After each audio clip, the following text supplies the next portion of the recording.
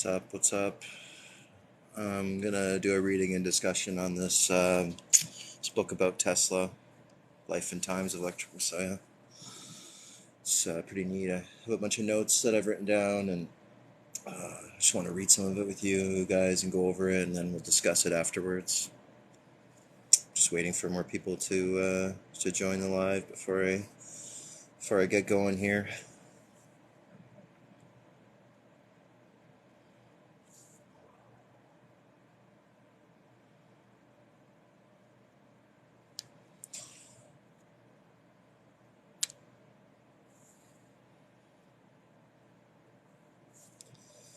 What's going on, guys? Like I said, just waiting for get a little bit of an audience here before I start reading and discussing. But if there's anything you guys want to make mention in the comments about the book or what's going to be going on, just let me know.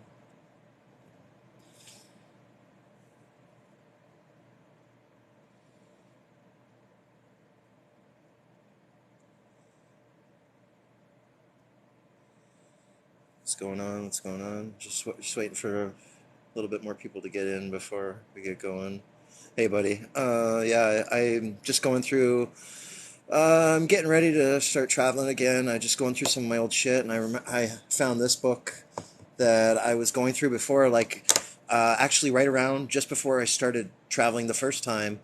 Part of in the winter, I went to Value Village, and literally everything on the shelves were like this, where they should have been, and then this book was like there, waiting for me.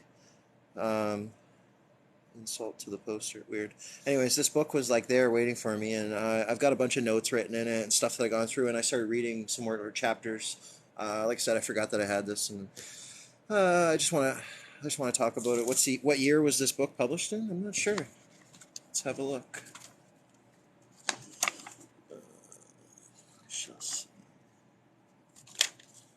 Doesn't say up front. Let's look at the back. Where's the best spot to find that? The publishing date. There we go. Says it was written in 2014, or published in 2014. So it's a fairly new book, I guess. So that's kind of neat. But like I said, I'm just waiting for.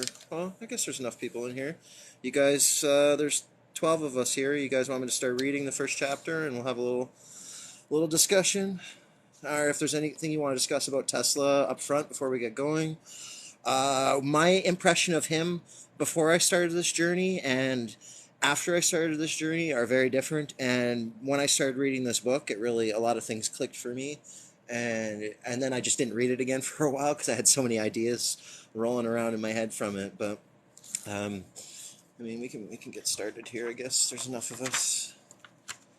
The Life and Times of an Electric Messiah. So obviously a fanboy, but that's okay.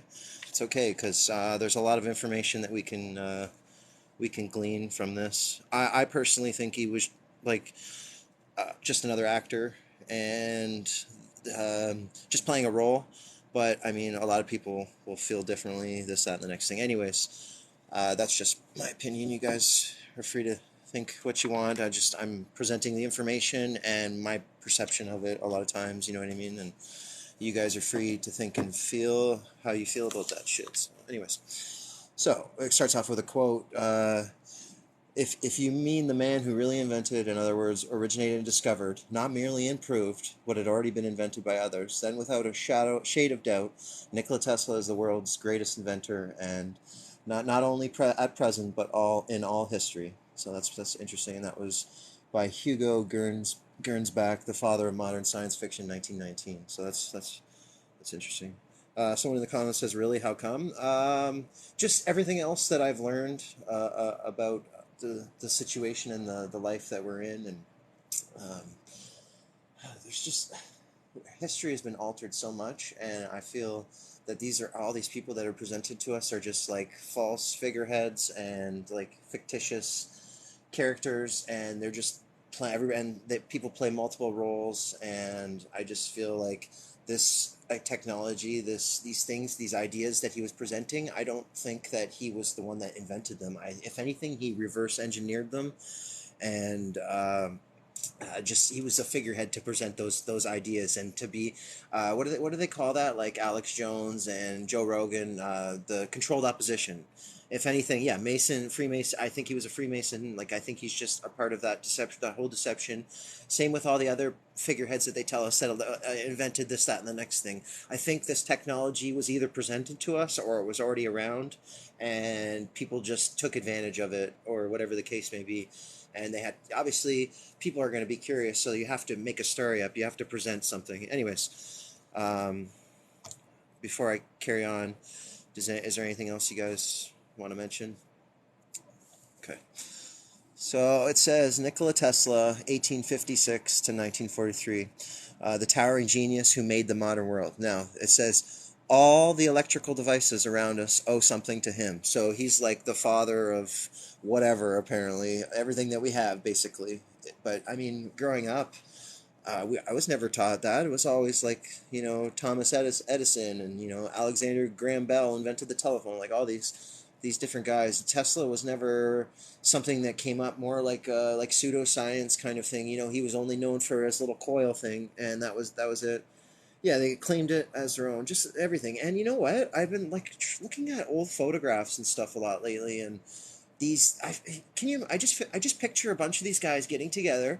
They got a whole bunch of costumes, wigs, and like they try on all this different stuff, and they pretend to be, and they take a picture and they throw that in the history book, and like they made up this like huge deception story. And uh yeah, and so that's how I feel about that. But this is actually really funny. I never did this before, but because there's so much to discuss, and I'm only on the first page, but uh, that's funny shit. Anyways, so yeah, apparently we owe something to the Westinghouse guy. Stole his inventions. Yeah, I mean he never patented any of his stuff apparently, and so they say, but like it just feels like this like fake story.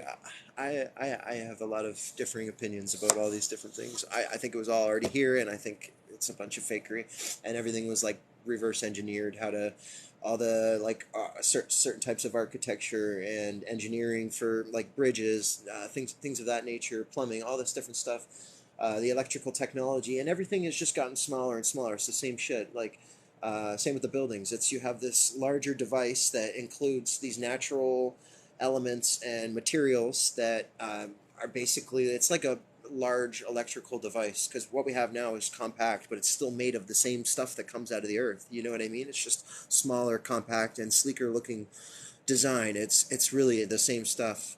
So, anyways, so continuing on. Not only did he invent many of the gadgets we depend on today, he had a vision of the future, much of which has become reality long after his death. As long ago as 1900, Tesla wrote of a world system of wireless transmission. Interesting. So, what do you guys think about that? Wireless transmission.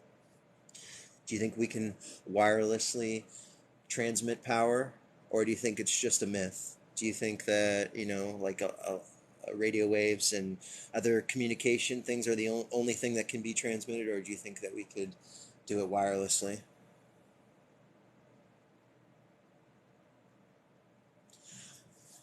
Wait, your comments. Anyway, so back to back to what I was saying. The world system has resulted from a combination of several original discoveries. So they had to put that in there. They were original discoveries made by, like, okay, well, just one more thing. When I'm looking at history, I'm looking at it from like a different point of view. Like, okay, so I'm not taking it as face value, like this is the truth. I'm looking at it, okay, what would be the alternative? And based on the wording that they use and the things that we see, just trying to get a better idea, because we know that we've been lied to, and obviously they have to use some truth. That goes for anything, the Bible, this, that, the next thing. They have to use a little bit of truth for it to resonate with people, or else it wouldn't work. So anyways, have I seen the old world wireless map? I'm not sure what you're referring to. I may or may not have, but um, carrying on. So it was the several original discoveries made by the inventor in the course of long continued research and experimentation. Exactly, exactly, buddy. You got it. Where was I? Research and experimentation. It makes possible not only the instantaneous and precise wireless transmissions of any kind of signals, messages, or characters, to all parts of the world, but also the interconnection of the existing telegraph, telephone, and other signal stations without any change in their present equipment. Okay, that's another type of technology. Okay, so for me, the way I perceive it, all this stuff that they presented to us, like at the World's Fairs, and the things that we use, all these supposed new inventions, the telephone, all these different radio, all this stuff. I think it's like actually like super old technology, and it was presented as something new, and I'm gonna stick with that ideology for a little while. And that's kind of the way I look at this stuff. Okay, they was already around, so this is the different things that they're presenting. Like same with the like the sea cables, the transatlantic sea cables, which we do get to eventually in this book. And even before I read this book, I had an idea of them, but that's like another thing. Like they probably found it and were like, "Fuck, all right, let's keep using this." Like, why would you, why would you change something that was already useful? Same with the free energy stuff. It's like, well, if they have the power to transmit things wirelessly, and they realize, hey, we can charge people for that. Why would you try to find all these alternatives to power something that you can charge for free? Like you can power for free and charge people money on. Like it just doesn't make sense to me. So I still think that it's possible to use some sort of free energy devices of some nature. That don't necessarily fully understand it yet, but we're getting there. So one step at a time. Anyways, carrying on.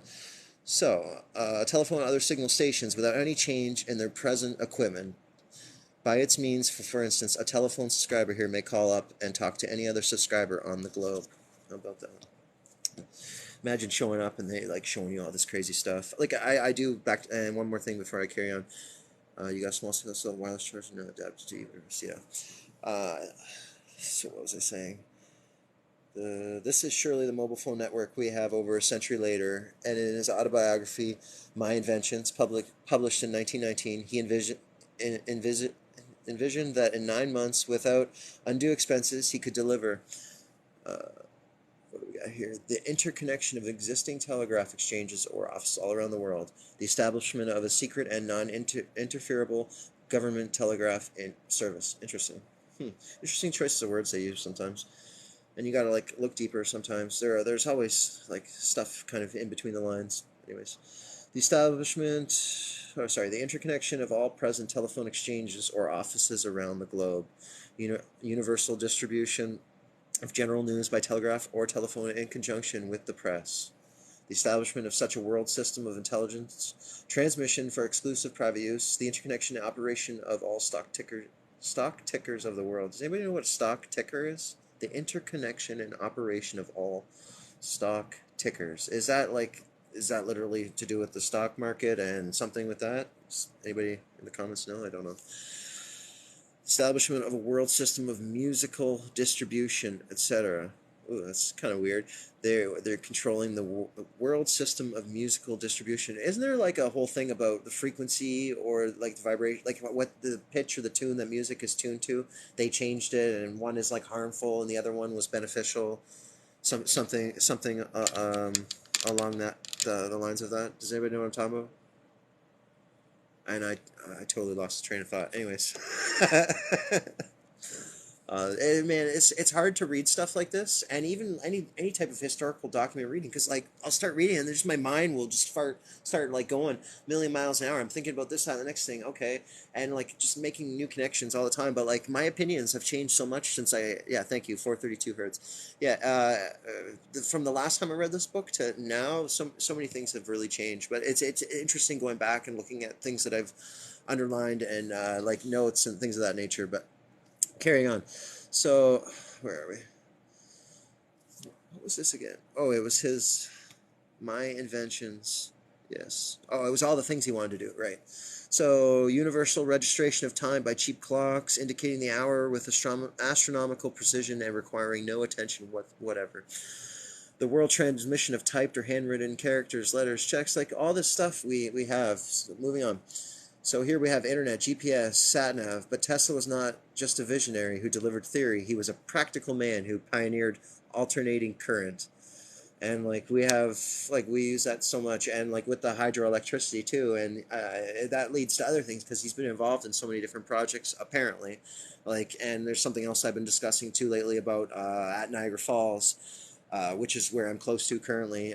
There's some tours there of the facility that he was supposedly involved with, and whatever. So I'm curious how they kind of weave that into the narrative. And I would like to go visit that facility, so see if I can make that possible. But anyways, carrying on. So we have all these things apparently we have to owe to him, so we're told, but he was the one who apparently pioneered alternating current that made it possible to transmit electricity over long distances, allowing electrical appliances to be powered by remote power stations. It's actually really neat because a couple weekends ago I went for a hike nearby where I am right now, and there, I forget the date. It was in the late 1800s, I believe.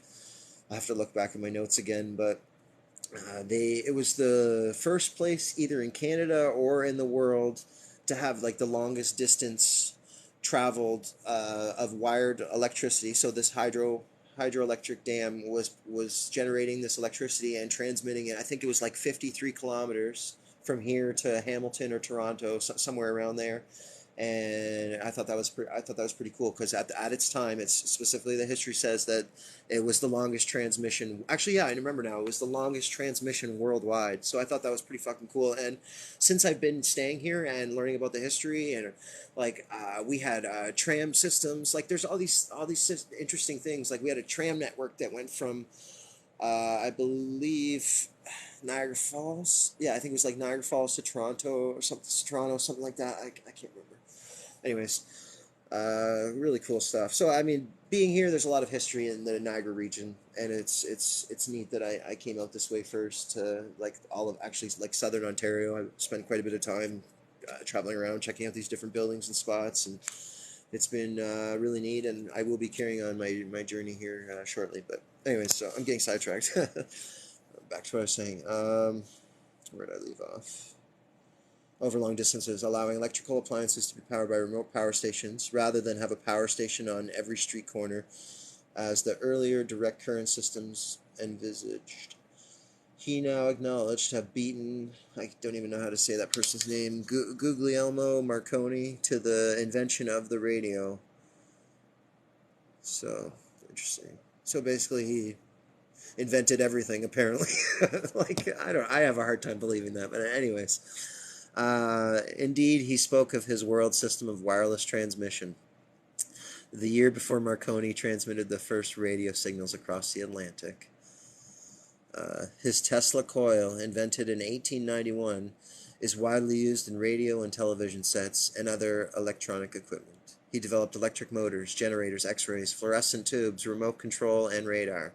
However, many of his inventions are unacknowledged because he was so busy developing new ideas to bother patenting them.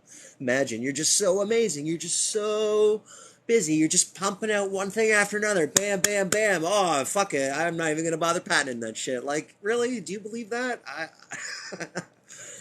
Anyways, like it's just it's shit like this. Like I don't know, how am I supposed to take that seriously? uh, like when and it's not just random books. It's actual historical documents that say random stupid shit like that that I can't get down with. Anyway, so all this unacknowledged stuff, he's just too busy to even bother. Yeah, he was never awarded a Nobel Prize, even though three laureates lauded him as one of the outstanding intellects of the world who paved the way for. How can he be outstanding intellect? He's the man. Like if he's what they say is, people should be fucking like bowing down, and there should be statues of this man all around the world. Anyways, but maybe that's see. Then we're gonna get the fanboys in. They're gonna be like, oh well, that's why because he did all this stuff. Like so, I'm always split between like force and or controlled narratives. Like, do they want us to be obsessed about Tesla, or was he really the man? Like, there's like a lot of evidence that points to him not being the man. So, yeah, I'm single and unvaccinated. So, I mean, let's go. I'm gonna start making T-shirts. Maybe I need a T-shirt press, like a mobile one. I'll just make it on the road as I'm traveling. A hashtag shirt, whatever. I don't know. I'm just fucking around, guys. Yeah. Here's look at and we're like, oh, look at Tesla. Is that Tesla or is it someone that kind of looks like him? Anyways, apparently he's busy here working away. And like when you look at like old construction photos and all the things, they're never actually doing anything. Like they're just like holding. It's so funny. Everything looks staged. and there's literal staging. Like one of the, I call it the great like Freemason coding and cover up. It's about architecture and shit like that, and these guys are um, like going around setting up a scaffold around like a finished or an old building and pretending like they've either dismantled part of it or they're editing the photos or doing something. But anyways, they roll up, they put their scaffold up, and they make it look like they're working, but really it's just this old building, and it's like acquired architecture or whatever. So yeah, I call it the Great Freemason Coding and Cover Up with the scaffold maneuver, and yeah, it's the scaffold maneuver trademark frequency me. Anyways, fuck. So what was I talking about? Yeah, Tesla. See, this is why see, guys. This is like a look into my brain and how it works because I'm reading information like this and then I'm thinking, and the way I'm speaking to you is exactly how my brain is working. So like then I'm gonna look at this and look at that and like I get sidetracked. Maybe I have ADHD. I don't know. Doesn't matter. Fuck if I know. But um, I lose track.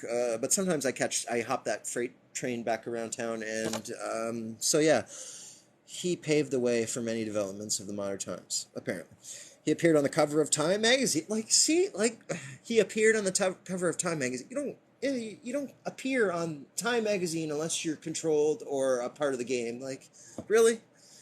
Fuck. Anyways, oh shit, am I allowed to swear in live? Doesn't matter. I don't know. You guys tell me. Maybe. He appeared on the cover of Time magazine and the unit of magnetic induction. He's like a poster boy for fuck. Yeah, see? Like a minor planet, a crater on the moon. Yeah. Fuck. An award and an airport and name are named after him. There's actually a Tesla Drive I noticed just outside of like Burlington or Hamilton, Ontario, and it's near the Museum of what was it, Steam and Technology. I remember going there in the winter. So yeah, he did all this shit apparently, and they named a bunch of crap after him. But do we really care? I don't know. But now you know. So um, he was also played by David Bowie in the Prestige. Right. Otherwise, with his talk of death rays and communication from other planets, his image endures at that of a mad scientist, but he was far from mad. He was one of the outstanding figures of the 20th century, arguably more influential than Einstein. I think he was gay, but that's a story for another day. But it's just someone was talking the one day about how he was like pushing women away and he had no interest and whatever, and they're like, oh, he's just so smart and so busy doing technology. No, I don't think he was attracted to women. But whew, that's a lot of boundaries we're breaking here, guys. I'm sorry if that's too much information or hurts your feelings, but it's my opinion. So there's nothing wrong with that, and I'm not putting him down. I'm just saying, like, when you look at history and you read the things that they tell you, these are the different things that come to mind. So, talk of death rays. Yeah, he was far from mad. He was one of the outstanding figures of the 20th century. But was he though? Because we would have been learning about him and talking about them. So, I'm gonna have to look more at the perspective of the writer of this book. But obviously, they're citing their information. It's the supposed history is valid to a certain degree. Obviously, where was I? Yeah, he was apparently arguably more influential than Einstein, Stravinsky, or Picasso. I'm just saying he never got the credit that he should have apparently deserved. And after 70 years after his death, he deserves to better be known. Okay. We finally made it to chapter 1, or part 1. I don't, fuck. Are you guys ready? Oh, there's only 3 of you here? Okay. He said, you guys are hardcore. You guys are down. This is good. And you know what? I can go back and like edit the lives, and I can replay them and stuff. So I can make little edits of this for people, anybody who missed it or whatever. Most people don't have the attention span for this shit, but I appreciate you guys being here and listening. So here we go. Birth of a Visionary. So this is a quote from him. In my boyhood, I suffered from a peculiar affliction due to the appearance of images, often accompanied by strong flashes of light. which marred the sight of real objects and interfered with my thought and action. They were pictures of things and scenes. So he's having some flashes of inspiration, receiving some downloads. Is that what he's saying?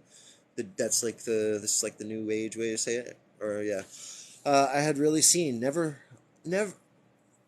scenes which I had really seen, never of those I imagined. When a word was spoken to me, the image of the object it designated would present itself vividly to my vision, and sometimes I was quite unable to distinguish whether what I saw was tangible or not. This caused me great discomfort and anxiety. So, so yeah, here we go. And it's gonna take a while. Anyways, I hope you guys are enjoying this. It's interesting for me too to go back and read too. Well, once again, but here we go. And I can read faster too if you guys can hear me. I can speak quickly, so if that's something that you guys want me to do, or if you prefer me to do it the way that I'm doing it, I don't really care. It's totally cool. Anyway, so legend has it that Nikola Tesla, the pioneer who brought electric light to nearly every home on the planet, was born in a dazzling electric storm.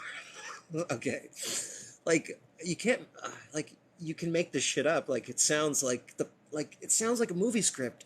Anyways, okay, so it was a dazzling electrical storm. Sadly, the meteor meteorological records of the Balkans in the 19th century are not readily to hand, but it would have been a fitting debut for the man who made his own artificial lighting with sparks up to 1,000 feet, 300 meters, long and thunder that could be heard 15 miles or 24 kilometers away. In 1894, before a large gathering of people in Philadelphia, Tesla ran 250,000 volts through his body to demonstrate the safety of alternating current. An eyewitness to his experiments said that there was light flaming at every pore of his skin, from the tips of his fingers and from the end of every hair on his head. Interesting, interesting. On the night of his birth, here it's like sounds like an old like legend or myth, like of the like when they talk about like Odin or one of Thor or one of those guys. Does it not sound ridiculous to you guys? Like I don't know. Anyway, or is it just me? Am I being silly? I mean, I am silly, but is this silly, or do you understand what I'm saying? I don't know. Anyway.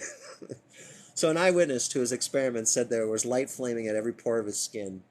So is that just exaggeration, or were they seeing some crazy shit? Like, that's what I need to know. Will I ever? I don't know. Anyway, so on the night of his birth, hearing the thunder, according to the family lore, the fearful midwife said, "He'll be a child of the storm." His mother responded, "No, of light." Really? Okay, sure. Uh, yeah. Born in the dark of the small Croatian village of Smiljan, I'm butchering this word, so I'm not even going to bother saying it. At midnight on, they know the exact time, on the 10th of July, 1856. Wow. I don't even know what time I was born at, but they know when he was born. Anyway, so he was ethnically a Serb. His family had left Serbia, then under the Ottoman Empire, for Catholic Croatia when it became part of the burgeoning Austrian Empire in the 1700s. Both his grandfathers had fought Napoleon's Illyrian army that aimed to kick out the Habsburgs and the Ottomans and unite the Balkans. Tesla's father, Milutin, that's an interesting name, if I'm saying it right, was an Orthodox priest and wanted Nikola to follow in his footsteps. How about that? He wanted him wow. Can you imagine if he actually like went the other way? Like would we just be sitting in a cave? Like is this what they're saying? Is that what they're suggesting? Like just because he apparently invented everything. So if he it's like if so who apparently I'm not allowed to say it, but the guy that was involved in one of the world wars, he if he had became an artist, like what would the world be like? I'm sure there's like a multiverse or like a different existence somewhere where these things actually happen. I mean, at least in my mind there is, but I'm like I believe that there's like I personally believe for every decision there's an alternate path where we made the opposite choice or whatever, and there's an outcome of doing that. And if you can tie into that or tap into that, you can makes interesting to make decisions. Was he Jewish? That's a good question. I'm not sure. What do we get? Orthodox priest. So Orthodox sounds like it. He married. What about Croatians? Are they Jew? Are Croatians Jewish? I don't know. This is interesting. But anyway, so it was Orthodox. You want him to be an Orthodox priest. Milutin was a poet and political activist who wrote of United Yugoslavia, which did not come about until 1929.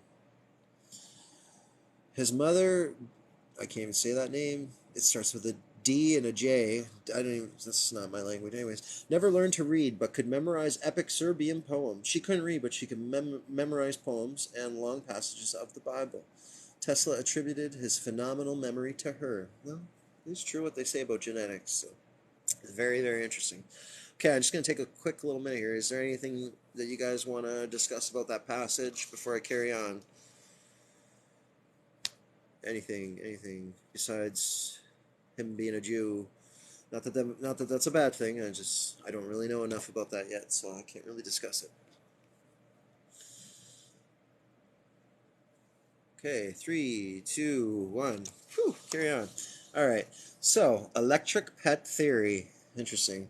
Oh God, was he experimenting on the family pets? Fuck. Just kidding.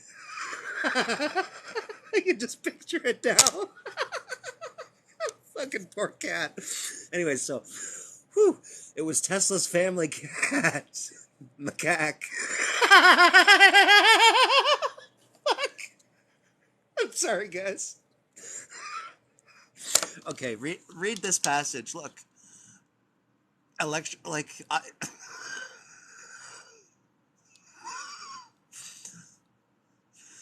All right, so I'm like getting warm. I'm laughing hard. Anyway, so uh, okay, so I'm done. So he introduced the 3-year-old Tesla to electricity. The cat introduced him to electricity apparently. As I stroked his back, I saw a miracle that made me speechless with amazement. He recalled. His back was a sheet of light, and my hand produced a shower of sparks, loud enough to be heard all over the house. What the fuck? Like, is this a magic cat? What is going on? Like, do you guys like hear what like his story's talking about? These, like, I just picture a bunch of like these like Freemason fuckers sitting around a table, drunk as fuck, like coming up with names like, oh, we'll call it the Great War or the Great Fire. Everything's great with them. Like, they're great. Like, fuck, man. Jesus. Ugh. Anyways, so, don't get me started. Whew. So, this fucking cat is magical. The young Tesla asked his father what had caused the sparks. His father replied, electricity, the same thing you see through the trees in a storm. It led Nikola to think that nature was a cat and God was stroking it. What the fuck? Who wrote this? So yeah, the Great Depression, right? There's nothing great about any of those things. That's what I don't understand. That's why I a little play on words with the name. That's why I do the great Freemason coding and cover up. That's why I use the great and the thing, because those fuckers. Is this serious? The book, yeah, like it's super serious. Like there's a shit ton of like historical stuff apparently. So I use the words like air quotations, but it talks about different inventors, his inventions. Like this is a serious book. That's why I'm laughing. Like, guys, when you do read historical documents, like some of these stories they do not make sense whatsoever, and like the one that everyone talks about, the Chicago fire. They say that a cow kicked over a lamp, and that's what burnt down the entire. Yeah, I know the cat story. Well, apparently, it sounds like bullshit, but like, did Tesla actually say that to someone? It's hard to know for sure, but did he? I'm sure he experimented on pets. Maybe this is just a nicer way of putting it. I don't know, but anyway. So where was I? Yeah, God was stroking it. That night, that night, as it grew dark, Nicola noticed the cat was surrounded by a halo from the static electricity in its fur. In 1939, looking back on the experience, Tesla said, I cannot exaggerate the effect of this marvelous night on my childish imagination. Day after day, I have asked myself, what is electricity? And have found no answer. He's like shaking a fist at the sky. What are you? And found no answer. 80 years have gone by since that time, and I still ask the same question, unable to answer it. Alrighty. So, what's the next spot? Mother of invention. So, he inherited his flair for inventing from his mother, apparently, who had descended from one of the oldest families in the country, of course. And a line of they're all inventors, every single one of them. Both her father and grandfather originated numerous implements for the household. So, if we go back and we think about families and how the elites, what parasites, whatever, wealth gets passed down generationally, same with knowledge, information, all this occult stuff. So that makes sense that, through the lineage. But anyhow, where was I? She stood out even among this remarkable family, he said. My mother was an inventor of the first order. And is the first order a way of saying that, or is there something actually called the first order? Of course, couldn't read, but they invent. Yeah, see, like, isn't history silly? Like, because we're taught all this shit as kids. Like, you don't actually think about this shit as an adult, and then you got. Anyways, I don't want to get into that right now. Tesla. So, what was the last thing I said? So, I believe have achieved great things. Had she not been so remote from modern life and its multifold opportunities, she invented and constructed all kinds of tools and devices, and wove the finest designs from thread, which was spun by her. She even planted the seeds, raised the plants. Holy fuck! Like, what kind of drugs was she on? How was she doing all this shit? Like, how does she even go to bed at night? Like, uh, yes, I realize, buddy. Yeah, I know. I realize that we think about this stuff as adults, but a lot of people don't. They just, I studied history or whatever, and they got this attitude to them that that history is the be all end all, and it can't be questioned. But I mean, it's one side of perspective, whatever. Yeah, yeah. I gotta stroke something. Anyway, so. Whew, where was I? He also inherited his immense appetite for work from her. She worked in indefatigably. I have never read that word before. I'm not even gonna bother saying that again. From break of day till late at night, he said, and most of the wearing apparel. She was probably on cocaine, but anyways, apparel and furnishings of the home was the product of her hands. When she was past 60, her fingers were still nimble enough to tie 3 knots in an eyelash. While famous for her embroidery, so what wasn't she famous for? Uh, she should be in the Guinness Book of World Records. Anyway, so she also devised a mechanical egg beater. There's a lot of beating off going on in this chapter. Anyways, infamous frog catcher. Shall I carry on? Is there anything that you guys want to add to? Because I just can't read the comments all the time or whatever while I'm reading. So I'll pause here and there if you guys want to get a word in or two. And I mean, if you guys want to come on and if anybody wants to go live too and discuss, I'm cool with that too. Or I can just carry on. So 3, 2, 1. Okay. So, the infamous frog catcher, in his autobiography, My Inventions. I'm going to have to read that book, My Inventions. They had to title it My Inventions. They couldn't just put his name, Tesla, in a book, and people would know. Specifically him. Okay, so, infamous frog catcher. Where was I? Tesla recalled his first invention. One of his playmates he started inventing stuff when he was a kid. Playmates had a fishing rod and set out with friends to catch frogs, but Tesla was left out because he had a quarrel with the boy. So he got a hold of a piece of soft iron wire. He's too busy to remember putting in patents, but he can remember the story of him doing this when he was a kid. Interesting. But Tesla was, where was it? He got into a quarrel with the boy, so he got a piece of soft iron wire, hammered the end to one point between 2 stones, bent it in the shape, attached it to a strong string. Then he cut a branch to make a rod and armed it with some bait and went to the brook. However, he found that while the frogs would not take the bait, they would bite on the bare hook. He kept the secret from the other boys who caught nothing, only telling the secret at Christmas, in the generous spirit of the season. Oh, it's Christmas, you get one, that's all you get. He only tells people one secret a year, just because he's feeling generous.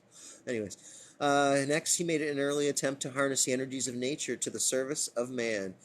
He, I bet he did like servicing men, but anyways, he said he attached a rotor to a spindle with a disc on the other end in an attempt to make a primitive helicopter. To power the device, he attached 4 June bugs. Damn, actually, isn't there like some is, I don't know if it's a joke or if it's like satirical, but there's a thing where there's this inventor that used, he said like these beetles or something were like they were floating or like electromagnetically powering themselves, so he attached a bunch of them under this pad, and it was like this electromagnetic thing and floating around. So like is so because like I mean a lot of the designs they say they take from nature, right? um, and like kung fu martial arts, you got these guys studying the movement of animals as well for fighting. So I mean it makes sense that he would be making inventions with June bugs. Interesting stuff. They're so big too. They're quite annoying. But anyhow, where was I? These creatures were remarkably efficient. He said for once they were started, they had no sense to stop and continued whirling for hours. So he was torturing bugs and cats. What a fucking guy, eh? Jesus. Do you like he would be canceled today for sure? Would he not? Like cancel culture would be all over this guy. Do you guys agree? I don't know. That's Tesla for you. What a guy, what a guy. Funny, funny. So, these creatures were remarkably efficient. Interesting. Um, the hotter it was, the harder they worked. That sounds like good slaves. Damn. Maybe, anyway, so the harder they worked, but could you, like, genetically modify them or, like, alter them, like, make them larger and, like, put them, like instead of horses, we could, like, have them use them, like, they could be, like, farm equipment or something. Anyways, June bugs, cool. But they only come out once a year for a month, so I don't know how useful that would be. But I mean, shit. That's a good question. Anyways, where was I? Um, yeah, but then another boy came along and ate the June bugs alive. After that, Tesla was never able to touch another insect. He took clocks to pieces and discovered how difficult it was to put them back together again. He also made himself a wooden sword, and imagining himself a great Serbian warrior, he slashed at cornstalks, ruining the crop and earning himself a spanking from his mother. Interesting, interesting. Okay. The tragic death of Dane. Is that like a Great Dane? Is this more like cruel and unusual punishment to animals? We shall see. So, Tesla possessed a powerful imagination. Yeah, don't we all? At that time, filled with superstition. Yeah, see, this is one thing that I'm very curious about. How there's all these like amazing, great people at this time, like inventing all this stuff all at the same time. Like it's such bullshit. Like people have been inventing. Man, and to think that we don't have smart people doing all these insane things now. It's just I question a lot of things. But anywho, where was I? The Great Dane, yeah, or no, not the Great Dane. The Death of Dane. Filled with superstition and religious images. They were almost tangible and often accompanied by flashes of light. These are his powerful imaginative moments. Flashes of light that has obscured the real world. He did not think this peculiar as his elder brother, Dane, saw the same things. Nobody talks about Dane. Poor guy. Like, I bet you he's got, like, some issues. Like, do you think he grew up, like, oh, why wasn't it me? You know, like, why didn't I invent something cool? Do you think he had to, like, go for therapy for that? Like, poor Dane. Like, Dane Tesla. I'm gonna have to make, like, a little video for Dane. Poor Dane. Nobody cared about you. Anyway, so he died tragically. Oh, here we go. So, the young Nikola was overshadowed by Dane. Oh, so it was the other way around. How about that? The young Nikola was overshadowed by Dane, who he said was gifted to an extraordinary degree. Wow. But when Nikola was 5, Dane was thrown by the family's Arabian horse and died of his injuries. Air quotations. Thrown. Do you think he was thrown or do you think he pushed him? The plot thickens, guys. The plot thickens. Wow. That's hilarious. Okay. So, where was I? Oh, yeah. He died of his injuries. I witnessed the tragic scene. The tragic scene. And although so many years have elapsed since, he wrote in 1919, my visual impression of it has lost none of its force. Do you think he, like, revels in it? Like, yeah, I fucking did that asshole in. Anyway, so, however, there was another version of this story. In it, Dane was said to have died after falling down the cellar stairs. So which is it? He suffered a head injury and in his delirium accused Nikola of pushing him. Holy fuck, I didn't even read that or remember that. Shit. What was I? Yeah, he accused him of pushing him. Wow. Do you see? Nearly 70 years later, he still recalled the night of Dane's death. Wow, wow, guys. Shit. That's crazy. Like I haven't read this book since December, so I'm just like I'm thinking of funny stuff as I'm reading it and explaining to you guys. I didn't like go ahead and read this part, so I think that's hilarious. Like making jokes and it ended up being okay. Sorry. Where was I? Uh, so it was a dismal night, with rain falling in torrents. My brother, an intellectual giant, had died. My mother came to my room, took me in her arms, whispered almost inaudibly, "Come and kiss Daniel." I, I pressed my mouth against the ice cold lips of my brother, knowing only that something dreadful had happened. My mother put me again to bed, and lingering a little, said with tears streaming, "God gave me one at midnight, and at midnight he took away the other one." Whew. It's like I'm reading like a tragic play or something. That's hilarious. Following Dane's death, his parents recalled his achievements, making Nicholas seem dull by comparison. He's still hurt little boy. That's wow. Interesting. This undermined his confidence and he ran away, seeking refuge in an inaccessible mountain chapel that was only. So he ran away from home after that. This undermined his confidence and he ran away, seeking refuge. Yep. He remained there entombed for a night. The tragedy of Dane's death never left him. For the rest of his life, he would have nightmares about it. And after death and Dane's death, Tesla's waking fantasies became more real, and he began to have out-of-body experiences. Damn. All right, let's pause for a second. Take some of that in. Any comments there, guys? This is fucking hilarious. I don't know about you guys, but I'm glad I'm reading this because talking about it makes me think about it, but it's also funny for you guys to experience it as well. So just excuse me. Let me puff on this for a second. Anyway, so questions, comments, that kind of shit. Anybody want to kind of put something in on that? He definitely killed his brother, though. Fucking asshole. Wow. There's no doubt. Yeah, he definitely did. I don't know about you. I don't know the rest of you guys, but yeah, yeah. You think he pushed him, eh? Atox. Yeah, that's definitely.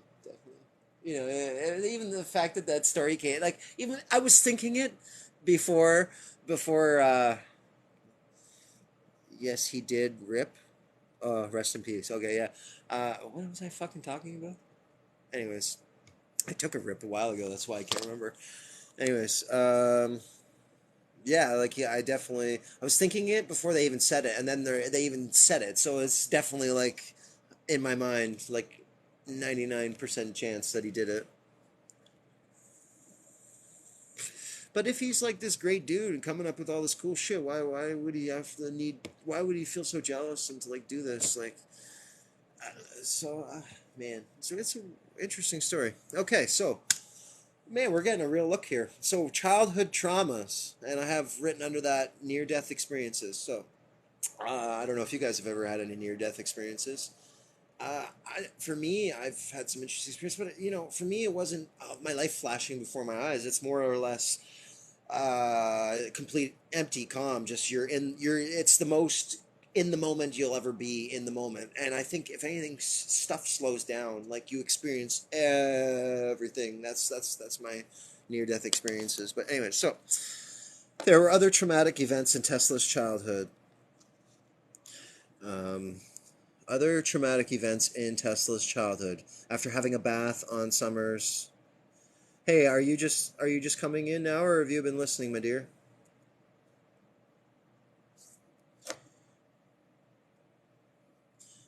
So, where was I? Oh, after having a bath on Summer's day, his mother put him outside naked to dry in the sun, where he was attacked by a goose that seized him by the navel with its beak and almost pulled it inside out. Hmm. See, even the geese didn't like him. Wow.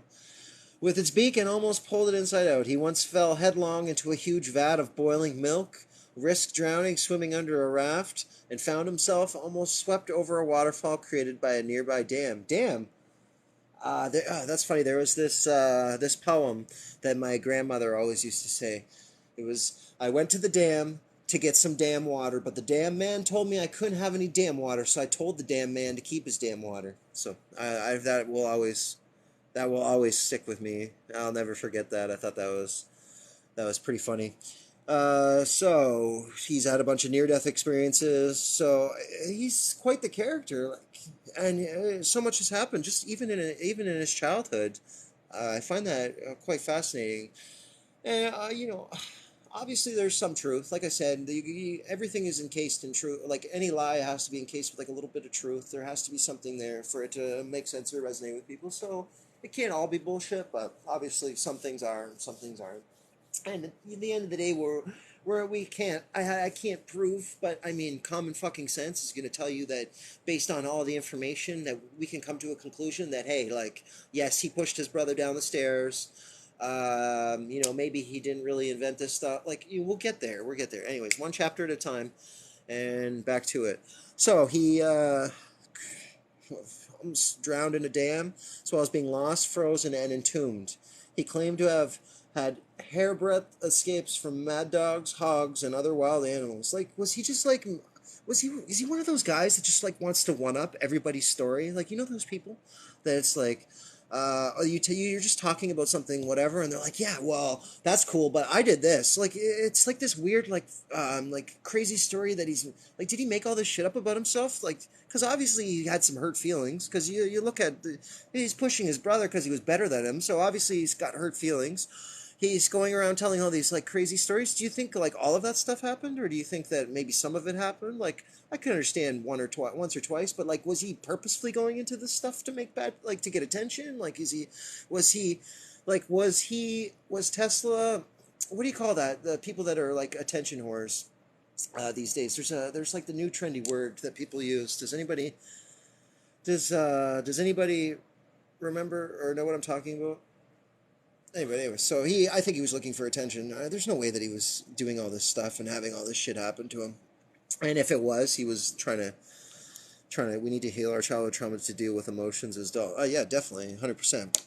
But with him, apparently, like he obviously had some rough times for him to be attention seeking. So uh, that's hilarious. Like we're doing like a psychological breakdown of Tesla, and we're like working out his trauma from the dude's fucking dead, like or he might not even existed. Anyways, point being, it's interesting to look at history and what they're saying about it. So carrying on. Even ordinary things held hidden terrors. He developed a strange aversion to women's earrings. Strange aversion to women. I'm sorry, women's earrings. The sight of a pearl would almost give him a fit, though he was fascinated by crystals. I wonder why.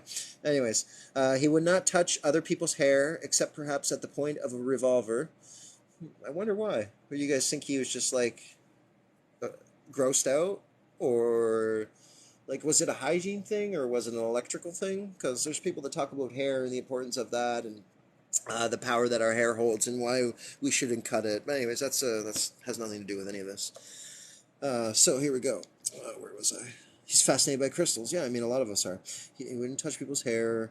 Where was I? He would get a fever from looking at a peach and hated having a camp for anywhere. What's a camp for? It's CAMPHOR. Can anybody do a quick like Google search? I'm curious, or I don't have my pen on me to mark in the outline here. But if someone could remember that word, I'd appreciate it. Like camp horror or something. Anywhere in the house. Dropping little squares of paper into a dish filled with liquid produced an awful taste in his mouth. Some of these strange quirks helped him prepared for the world of science. It seems like everything just worked out perfectly in the long run for him. All these perfect situations. It's like the perfect storm of everything. He was born in this electrical thunderstorm, and he had all these crazy experiences. I feel like I'm reading a fantasy. Like it's a good read for sure, but is it true? I don't think so. But anyways, it's my opinion. That's all it is for now. Everyone's got opinions just like assholes, but regardless. So apparently all this weird stuff that happened to him prepared him for his the world of science. He would count his steps. He walked and calculated the. It sounds like he has like OCD or something. Uh, he would count his steps. He walked and calculated the volume of soup plates, coffee cups, and pieces of food. Otherwise, he did not. Was he like on the spectrum? Damn, this guy's getting interesting. Okay, so every repeated act had to be done a number of times that was divisible by 3. Oh, okay, yeah. So I wrote down in the outline there he had OCD. So, cool. Maybe that would be tough. How would you get anything be done? Like, damn, like he was too busy to do patents, but he would get stuck in like a pattern. Like he's sitting there trying to like do an experiment, but he's stuck turning the light switch and counting it like 10 times. Like, so weird. Uh, Soon after Dane's death, Tesla's father was promoted and moved to an Onion Dome Church in the town of Gospic. Onion Dome Church. So he was. I honestly, I think he was aware of these technologies and he just understood them and took advantage of them, potentially, if anything. I don't think he created them. I don't think he was involved in the building of these buildings. I think he understood them. Anyways, so where was I? Town of Gospic. He started school there. His father had a well-stocked library, but flew into a rage when he discovered Nicola reading at night, fearing the boy's eyesight would be strained. He hid the candles. Undeterred, the enterprising Nicola cast his own light and sealed up any cracks in his room so the light could not be seen from the outside. Yeah, I guess back in that day you couldn't go under the blanket with a candle and risk burning yourself, right? We can't, not the flashlight style like we do as kids. Where was I? Ah, yes. He missed the countryside and found himself ill-equipped for life in the town. In our new house, I was but a prisoner, he wrote, watching the strange people I saw through the window blinds. My bashfulness was such that I would rather have faced a roaring lion than one of the city dudes who strolled about. Then the shy boy met with an incident. With an incident? That's a weird way of saying it. The mere thought of which made my blood curdle like sour milk for years afterwards. Coming down from the church belfry, one Sunday after ringing the bell, he stepped on the train of one of the town's grand dames, which tore off with a ripping noise, which sounded like a salvo of musketry fired by raw recruits. His father was livid and slapped him on the cheeks. So he was abused as a child as well. Fuck. Add some insult to injury. This was the only corporal punishment he ever admit. Oh, so that was the only time he ever hit him, or slapping him in the face was the only way he punished him. How do you guys perceive that? Was that the only time that he hit him, or was that just his form of discipline, getting slapped in the face? How do you guys perceive that last line there? I'm curious.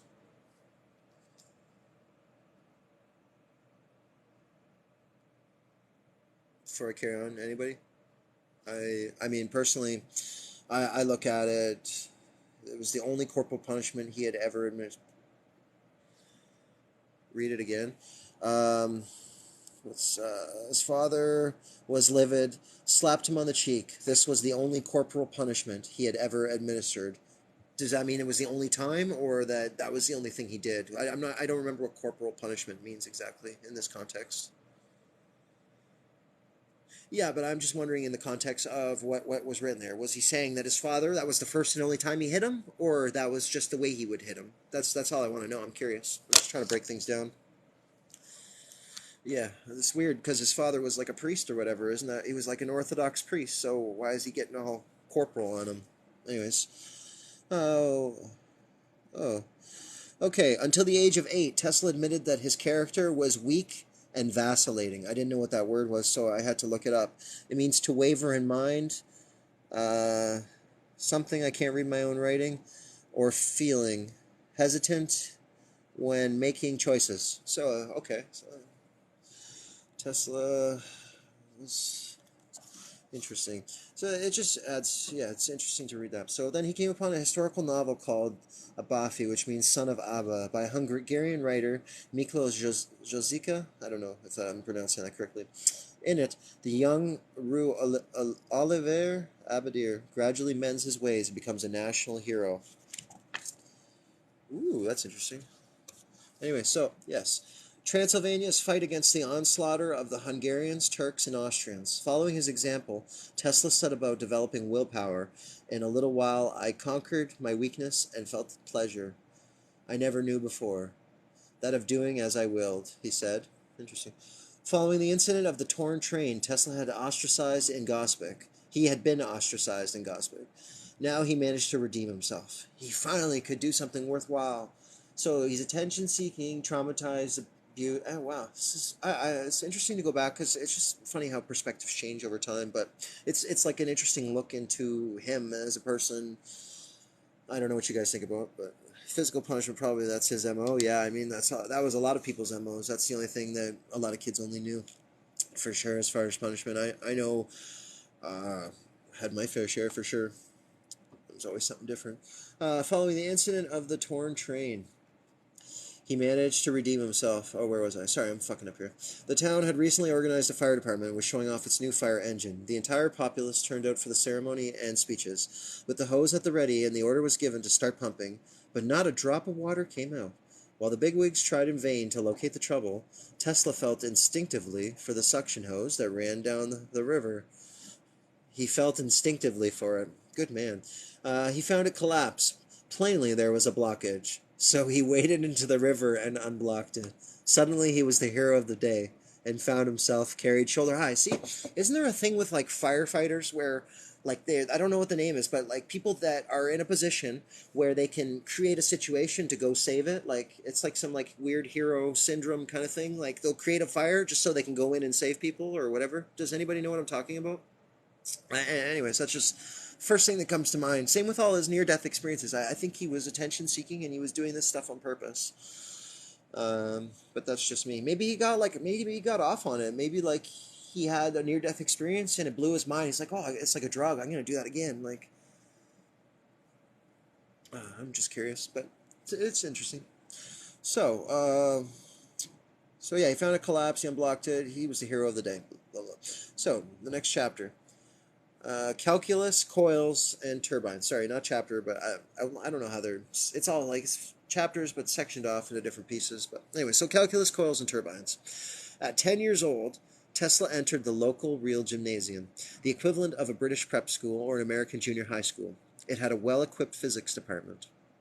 I was interested in electricity, almost from the beginning of my educational career, of course. He said, I read all that I could find on the subject and experimented with batteries and induction coils. He was also keen on water wheels and turbines, and experimented designing flying machine, which he realized later could not work because it depended on perpetual motion. Then, after seeing a picture of Niagara Falls, he told his uncle Joseph that one day he would go to America and put a big wheel under the falls to harness its power. Finishing at the real gymnasium at the age of 14, Tesla fell ill. During his youth, he claimed that 3 times he was in such a bad way that he was given up by physicians. While he was recuperating, the local library sent all the books it had not cataloged for Nikola to read and classify. It was then for the first time he came across the works of Mark Twain, another fiction writer. Anyway, so whom he would later befriend when see, like they were probably he was friends with Mark Twain. Like there's a whole nother thing we could talk about Mark Twain and all those stories and whatever. That's for another day. I'm sure you guys know where I'm going with that. So he was friends with Mark Twain. When he recovered, his father sent him to Karlovac, I don't know where that is, to the higher real gymnasium to prepare for the seminary. Nicola's father was still determined that his son should follow him into the priesthood. So his dad wanted him to be a priest, imagine. Prospect which filled Tesla with dread.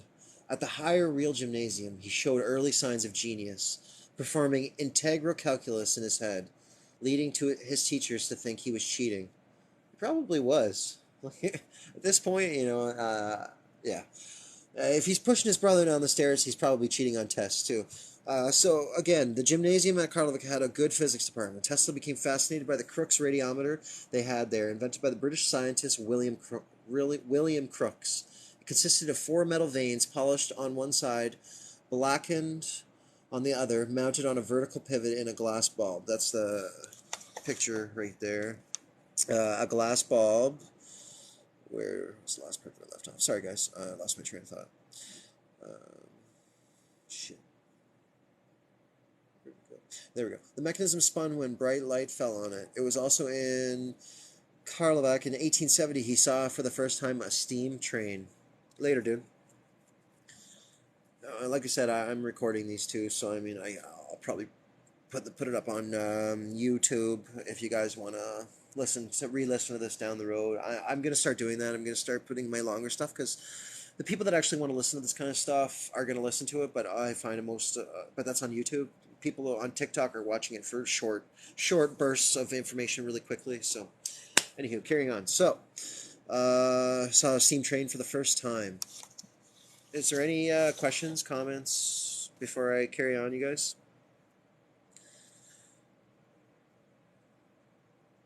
No? Okay. So, contracting cholera and recuperating. This guy's had a rough go. He's had like so many experiences, almost dying a bunch of times, bad childhood, this, that, and the next thing, getting sick. So, it's interesting. So, when he completed his studies at Karlovac, Tesla got a message from his father telling him to go into the mountains with a hunting party. This puzzled him, as his father did not approve of hunting, so he ignored the message and returned to Gospic. How old? You're still thinking about Dane, eh? How old was his brother? I'm not sure. We'll have to find out. I mean, I'm not going to, honestly, I would love to remember, but I can't guarantee that I will after this live. So if that's something that interests you and you want to find out, I'm very curious if someone wants to find out when Dane died or whatever the case may be. So let me know. Let me know. Where was I? And guys, I'm not gonna read this whole fucking book tonight. There's no way, cause apparently I can't read through. It's gonna take me forever to read through one fucking chapter. No, I can get through this. See, we're almost done the first chapter. So I'm gonna be going through this book. I'm not gonna read it all tonight, obviously. But I just start doing this. I want to go through this book, but I want to do it with you guys because by discussing it, it's gonna help us. It's gonna keep it like in my mind and your minds and. Thinking about it, talking about it, these different things, it encourage more thoughts and more ideas, and together as a group and get this kind of group think thing going on, so to speak. So, and I want to read this book and get it out of the way because I'm going to be backpacking here shortly, and the less weight I got to carry around, the better. So this is a perfect opportunity. What's the name of the book? The Life and Times of an Electric Messiah. When we're done reading it, if someone wants it, I'll gladly, if you pay for shipping, I will send it to you because after I'm done with this, I'm probably never going to pick it up again. It's just the way that I am. And I'm surprised I picked it up again, to be honest, but I think this is a fun idea. What did you say? Claim, bro? I'm not sure what you're saying there, buddy. What's the name of the book? You caught the name, The Life and Times of Electric Messiah. But yeah, if once I'm done with this little series, yeah, I'll send it to whoever. Just send me a message somewhere, somehow, and I will make that happen. Yeah. Just let me finish reading and stuff, because like I said, yeah, no problem. As long as you don't mind my notes and shit, that I've made and whatnot. So, where was I? His dad was trying to tell him to go for a hunting party. Kind of sounds like a trap, but anyways, maybe he wanted to like pay back for killing the better son. This puzzled him, so he returned back to his hometown. I guess it was in the grip of an epidemic. That's why his father wanted him to stay away. Supposedly. Nicholas soon came down with the disease and was confined to a bed for 9 months.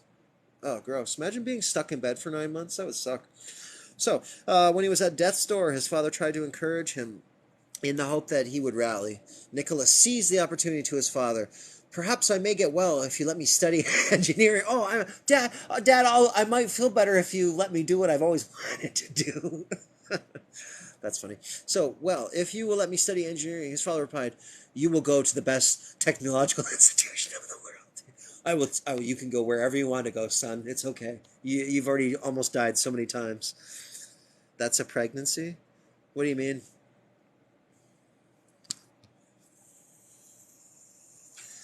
Anyway, so after that, he pulled through. Of course he did. Was he faking it? Was he faking being sick so his dad would pay for school? Fuck. He's like a little kid. See, you look at it, and maybe I'm a fucking idiot. I don't know. I'm sure there's people that think that, but like when you read shit like that, what's the first thing that comes to mind? Was he faking being sick to get what he wanted, or was he actually sick and his dad was like, "Finally, okay, son, you don't have to be a priest. It's okay." Pregnancy. Yeah, maybe. That's funny. So, during his recuperation, he would take long walks in the forest. And on the beach, maybe. No, I don't know. I'm just kidding. Along the way, he conceived a way to send letters and parcels between continents via tubes under the ocean. What? He conceived it, or he found? Okay, so continents via tubes under the oceans. Mail would be packed in balls that would be forced along the pipes by water at high pressure. Do you think that was a thing that they had? Like, were there things being sent around the world underground by high pressure? That would be something to research. Anyway, so, uh, however, he did not take into account the resistance to the flow of water, and the system would not have worked. Maybe, maybe not. If there's a will, there's a way, right? If you can imagine it, you can create it for the most part. He also thought up of a scheme so he's a schemer, to speed up worldwide travel. A stationary ring would be erected high above the equator with the world turning underneath it. People would travel up onto the ring, then wait for the destination to appear below. That would require the Earth to be spinning. Then wait for their destination. But that's not how air travel works, right? Like, if we leave ground, the Earth doesn't start spinning below us until our destination arrives. That's not how that works. Anyway, so it's interesting that he would put that. So where was I? He conceded that it would be impossible to build such a ring, but these thought experiments prepared his mind for later work. I bet she was like puffing on some good. And like, cause I know I get my best ideas or like weird inspirations and shit. Like, you take a hit of that, you take a whiff of the spliff, and away your imagination and mind goes, and you think of some crazy shit. I mean, George Washington was apparently on the.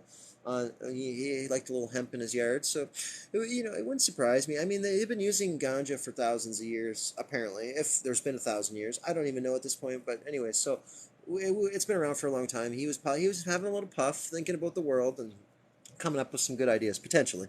I'm just making jokes here, but anyways, you get the point. So he wanted.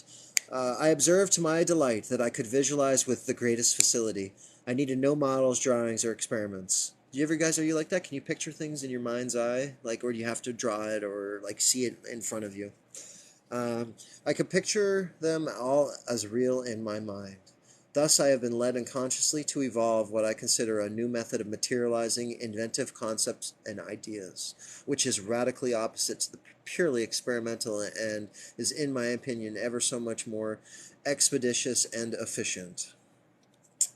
As good as his word, Tesla's father secured a scholarship for him from the. I can't. Holy fuck. Can you guys read that word? Where is it? The Grenslandsverwaltungsbehörde. The fuck? I can't. That's a big word. That's a name for somewhere? I'm sure there's. Okay, the Military Frontier Administration Authority paying 420 gulden a year for him. See, I was talking about weed and now 420 numbers. See, it's a simulation speaking through the book. I know, I'm just being silly. But really, though, well, isn't that funny? I was just talking about weed and the 420 reference. Not, anyway, so do you ever guys get that? Like, you're thinking about talking about stuff, whatever, thinking about it, and then, like, it's almost like the simulation is listening to you. It's like, here, I'm going to put some shit in your face about what you're just talking about, just to fuck with you. Anyway, so where was I? So materialization 420. Yeah, I got distracted. Golden a year for him to attend the Joe Annan Polytechnic in Graz, Austria. When he finished, he would then have to serve 8 years in the military authority. Tesla left for college. I bet you I bet you. Do you guys think he was a draft dodger too? What a fucking piece of shit! This fucking guy. Like each page, it's like something new. You know when people like write that thing, like, "Am I the asshole?" If he was to question, the answer would be yes. Uh, this fucking guy. Oh man. Oh, we're only on chapter 1, guys. This is fucking hilarious. All right. So he he left for college with a bag covered with embroidered designs. Oh, he got made fun of for sure. Fucking guy, poor guy. Oh man, his mother was famous for. Oh yeah, yeah. My mom made this for me, guys. Don't make fun of it.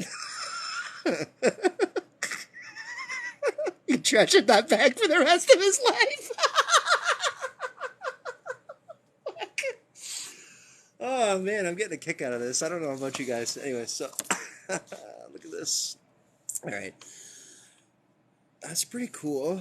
It says that it's an early electric motor of the 19th century, driving a mill.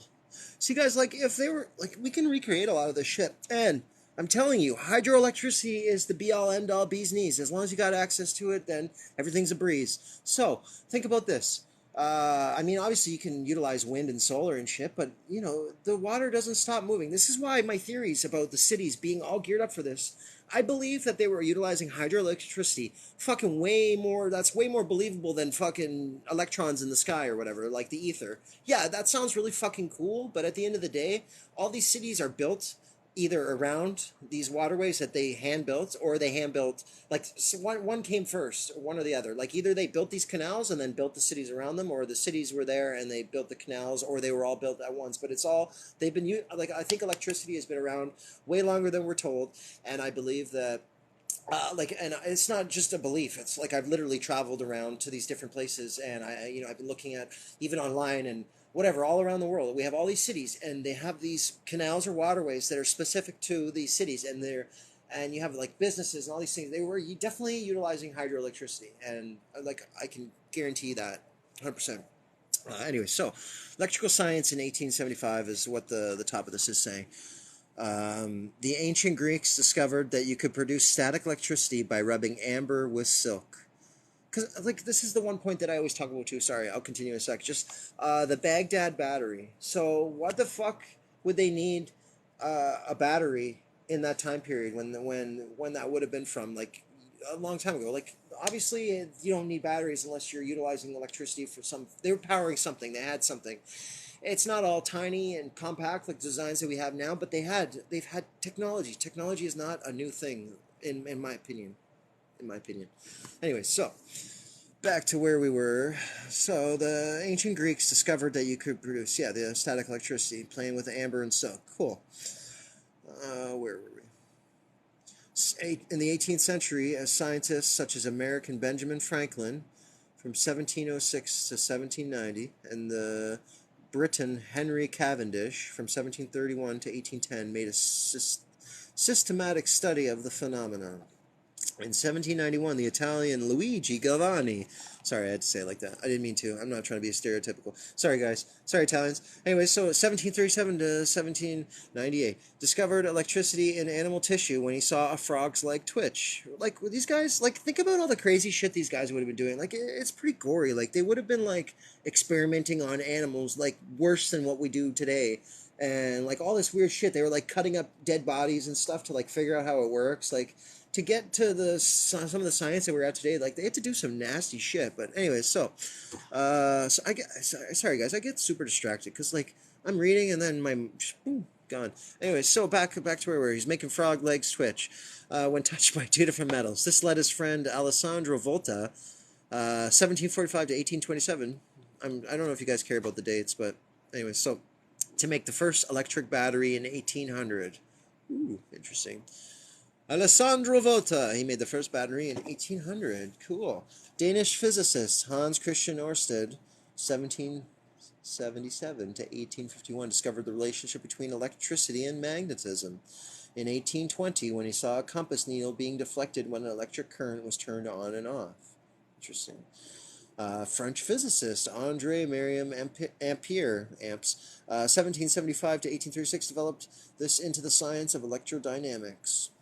In 1831, British scientist Michael Faraday, from 1791 to 1867, demonstrated the laws of electromagnetic induction, producing a current in a coil by moving a magnet back and forth inside it. This led to the development of both the electric motor and the generator. What was making them think to, like, dig up magnets at this point, or, like, the materials to make them? Like, I'm just curious about the manufacturing process of magnets, and, like, that's cool about this kind of stuff, because now I'm thinking about magnets and, like, okay, that time period. Were they mass manufacturing all these magnets at that time? Like, and when did the first, like, magnet come about? And were they, like, making them and manufacturing them? This is interesting. Someone will study it, or I will, or we all will. We'll come to an end. We'll figure. You guys, we're gonna figure this shit out. Anyway, so he was playing with magnets and himself. So this led to the development of both the electric motor and generator, where coils of wire were mounted in a rotor or armature within a magnetic field. Sometimes that's how I picture the Earth, because we have the poles and these magnetic fields and all these different things. I think of it like a giant, like electrical motor. Something's going on, and because of that electricity, that's maybe what's powering the sun. Because uh, it's interesting. I was reading something earlier, one of the chapters in there, and it was saying how light is produced through electromagnetic something. So if that's how the light is being produced, that would make sense that with the sun being closer to us and within our kind of atmosphere or whatever, and it being powered through electromagnetism, not on fire in space. But anyways, I'm not about that right now. I'm not trying to get into that discussion. We're sticking to Tesla for now. But as the magnetic effect is only apparent when the current is turned on and off, an electric motor has a commutator. That is a split ring with electrical contact or brushes resisting on either side. So like they flip the magnets, so they're back, like resisting with the copper wire and stuff too.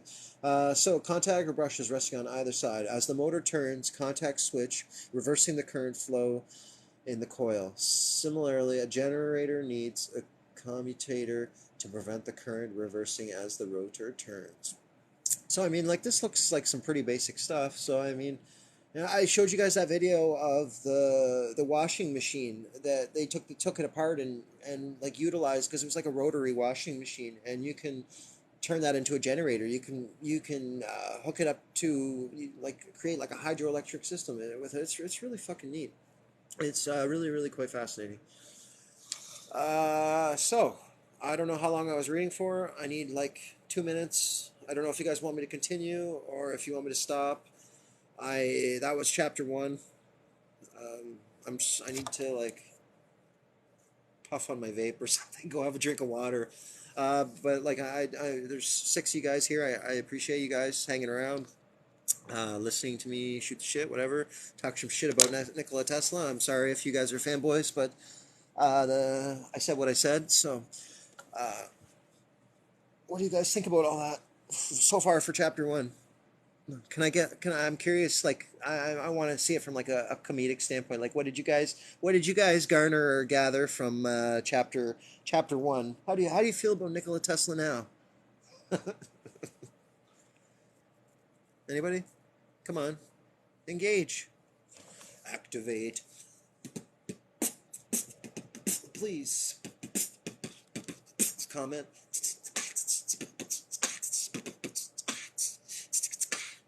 Anybody? Anybody?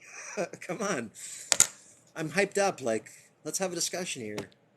Someone can come on the live. Like, I'll invite. Oh, I don't care what gender you are. If you want, anybody wants to, how many followers do you have? Can you go live? 44. Oh, well, I'll talk to you in the comments.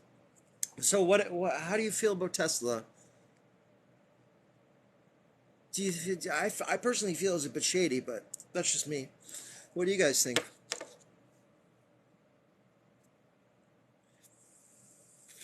Controlled opposition. Did he kill his brother? Is he a piece of shit? I don't like. I'm just. Oh yeah, 100%. Like, I mean, I didn't think that when I first started this journey, but I definitely think that now. He's a part of the show. I mean, obviously, there's some truth to his history. We all have people, like, he existed. People saw him. It wasn't too long ago that he died. So, um, he existed. I get that, but did he really invent all this shit? I fucking doubt it. But he might have been. I think he's just a placeholder. He's just a name. He's just a face. It's not. He didn't. That's just my opinion. Why all the negative assumptions? Were you here for the whole first chapter where they talked about him being upset because he wasn't getting enough attention? He wasn't as good as his brother. He was accused of pushing his brother down the stairs. His brother was killed. He faked being sick from the sounds of it to get things from his father. What else did he do? He had like a crazy amount of near-death experiences, like a ridiculous amount, and based on that, it seems like a attention-seeking behavior. Yeah, his name was Dane Tesla, apparently. Yeah, so, but he was way more interesting and better than Tesla ever was. So maybe like he sold out. Maybe Tesla was like he wanted the fame, he wanted the attention. They're like, okay, this is how it's gonna be. you get to be this awesome dude in history. He gets his pay. He sold his soul. Whatever the fucking terminology is, he's in the game. He's a part of it, and that's what it was about. He had to sacrifice. I don't know. I'd have to look at the. Reminds me of the Vanderbilts a bit. Um, yeah, yeah. Like it's just and you look at the story of what like you look at his family and all these different things. Like some of it, obviously, there's some truth to it, but a lot of it sounds made up. And I feel the same goes for a lot of history. Like when I'm reading it as an adult and I'm reading these stories, like I know I'm making jokes and stuff too, but it's funny to me and I'm sure it's funny to you guys too, but when you're looking at this information and you're reading it sounds like bullshit. Like is your bullshit alarm not going off when you read that shit? I don't know about you. I don't know. What do you guys think?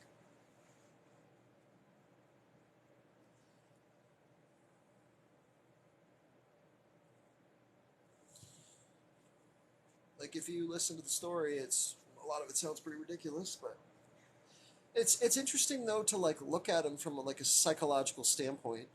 They've lied so much; it's hard to know what's true. But I mean, you can feel it. Like you look when someone tells you something, you can most of the time feel if it's genuine or not. Come on, like and when you're reading, I know it's just words on a piece of paper, but like when I'm reading something, the instant moment I got a weird image or vibe, I sent it to you guys, and then as we read, it's like, yeah, this is what's happening. Like I don't know. What the fuck do I know? I'm just a random person on the internet, but are they written by think tanks? I'm not sure what you mean by that. You mean just a bunch of people sitting around in a room? Like, are they? Do you think it's like they're exaggerating, or do you think they're like elaborating on something that didn't? Like, I'm just curious. Do you think they're taking historical information? No, read it again. Oh, dude. No, I can't read that chapter again. I have this recorded. I'm gonna put it on YouTube. If you want to see it, follow me, and then you can find my YouTube page or whatever. If you want, if you're super interested. There's no way I can read that all again. I had it hard enough. I had a hard enough time reading it the first time, getting distracted. But makes sense actually. A publishing company with orders. Yeah, it makes me want to look up more historical information. But I mean, obviously they can't talk too much shit because it's being published. You can't like outright. I mean, you can lie, obviously. I mean, our textbooks and school books do, but you guys know what I mean. Like the way it's presented in the information, they can only so much. Oh, read your comment again. A lot of biographies are written by think tanks. Is that the one you wanted me to read? Or why the negative assumptions? They were compromised and still are. Yeah, probably. Wouldn't surprise me. You guys want me to read more? We can go into chapter two. I'll be up for another. How long? Okay, does anybody know how long I've been talking for? Like, was that like an hour, 45 minutes? I'm just wondering how long it'll take to go through another chapter because I don't want to stay up all night. But I will continue reading if you guys are interested. What does the quote say? It says, "It has cost me years of thought to arrive at certain results, by many believed to be unattainable, for which there are now numerous claimants, and the number of these is rapidly increasing."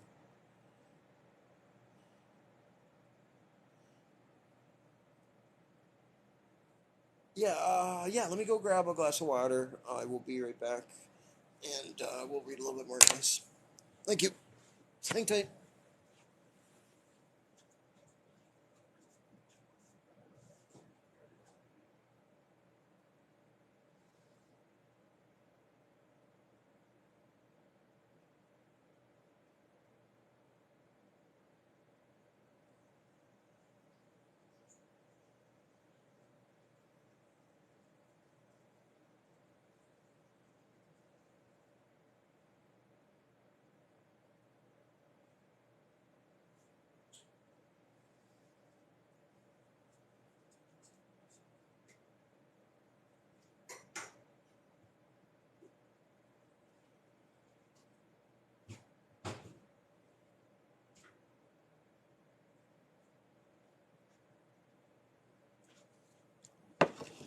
Alrighty. Oh wow, you guys are all still here. Cool. All right. So, Chapter 2, Electric Brainwaves. Y'all ready for this? Bum, bum, bum. So, I don't know why I'm so hyper, guys, but it's cool. Alright, so, I got a lot underlined here. I'm going to leave this picture there for you guys to look at and think about. Alright, so, Stranger from a Strange Land. Arriving at Polytechnic in 1875, Tesla did not study engineering initially. Perhaps in deference to his father, he studied physics and mathematics with the aim of becoming a professor like his uncle Joseph. The Polytechnic had recently bought a Graham dynamo, which physics professor Jacob Polsch used to teach his students about electric currents. During his lectures, he connected the dynamo to a battery so it would work as a motor. Interesting. So the dynamo was like the original kind of like generator kind of thing. Interesting. All right. So while Professor, I can't even say that name. It's like I have a hard time with foreign names. Anyway, so I apologize. Was making demonstrations, running the machine as a motor. The brushes gave trouble, sparking badly, and I observed that it might be possible to operate a motor without these appliances.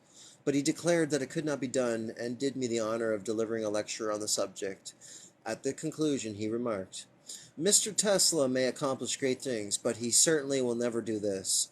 It would be equivalent to converting a steadily pulling force, like that of gravity, into a rotary effort. It is a perpetual motion scheme, an impossible idea.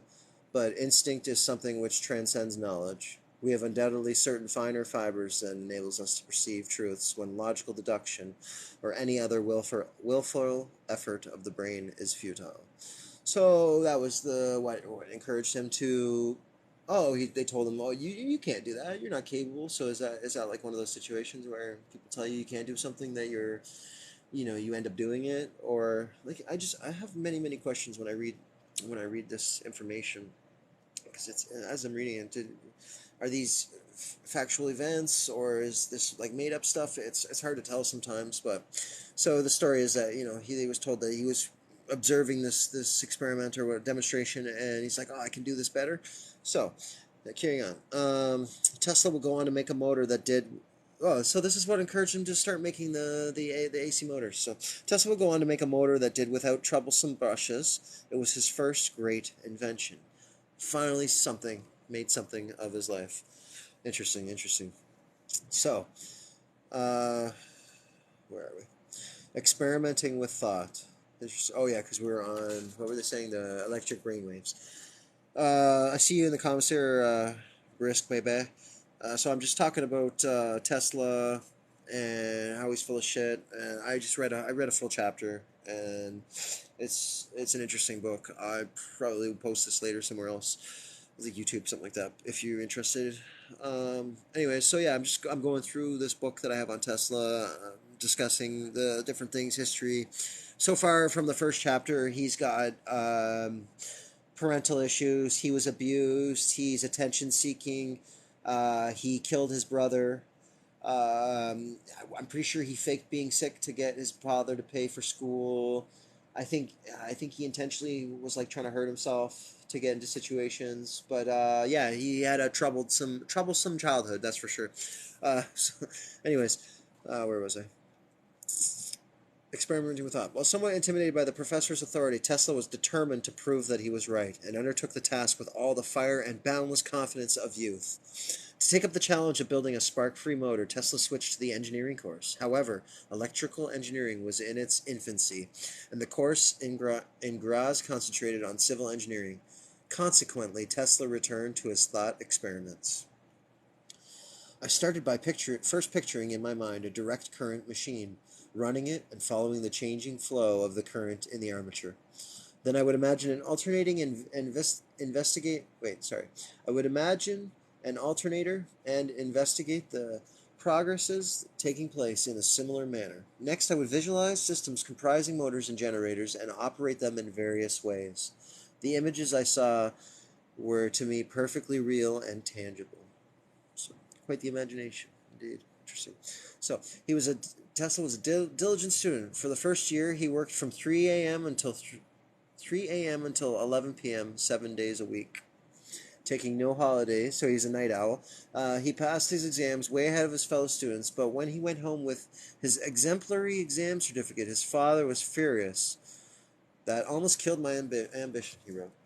It was only later, after his father had died, that he discovered letters from his professors telling him to take his son away from the Polytechnic. Otherwise, he would kill himself with overwork. So he was a workaholic, too. Man, this guy did it all. Yeah, it was funny. In the first chapter, for anybody that missed that, they were saying he was just so busy with like experimenting and making up new stuff that he didn't bother to do any patents. Just so busy of a guy. He didn't care. So I thought that was pretty funny. So they were worried about him overworking himself. So carousing and gambling. Fuck, the plot thickens. This guy, eh? So, in his second year at college, Tesla gave himself over to carousing and in am I saying that right? This seems weird. In his third year, he gave up going to lectures altogether. Oh. This led to his scholarship being canceled. Yeah, he's very rebellious. He's like a teenager. That's funny. He's probably in his 20s at this point in time.